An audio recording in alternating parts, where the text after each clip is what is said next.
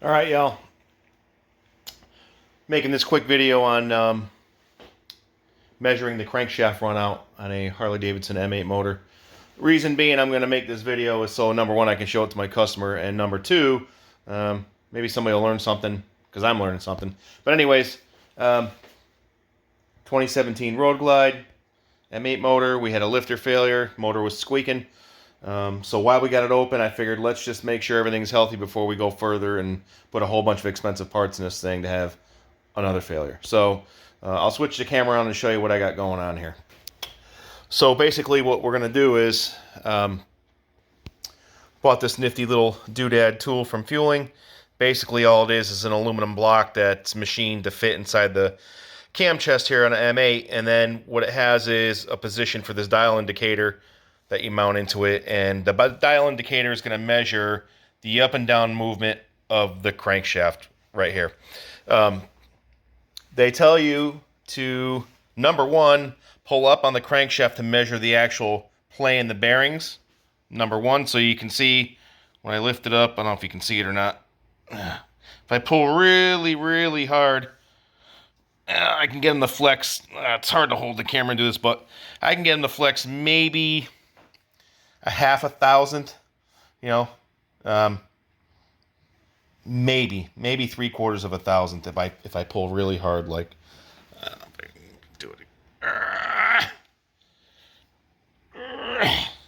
It's hard to hold the camera steady, and I don't have one of those fancy camera holders, so at any expense, we'll get on with it. It's less than 1,000th in the play on the crankshaft bearings. I'd say probably a half to 3/4. So we'll go ahead. We've got the bike in gear, and we roll it ahead. You can see the dial indicator will move ahead. I've already zeroed it in a spot which is probably the lowest, and it just measures the up and down movement of the crankshaft as it goes around. And as you can see, as it's going around and I'm turning it and the camera's wiggly because I don't have a holder, basically the maximum it runs out to is about 4,000ths. So if you added the initial bearing play to the actual run out, you've got about 5,000ths. So Fueling recommends no more than 5,000ths play on a Milwaukee 8 motor in the crankshaft for their oil pump assemblies and whatnot. They say that anything more than that will cause excessive wear and possibly a failure. The service manual from Harley-Davidson actually says that the crankshaft is in tolerance up to 12,000ths, that's quite a bit actually. And they said that this is, you know, within spec at 12,000ths. So I'm thinking that we got 4 plus maybe a half or 3/4, you know, so we're still under the 5,000ths that Fueling calls for, even though we're not using one of their oil pumps. We're here and show you. We're gonna use this bad boy right here.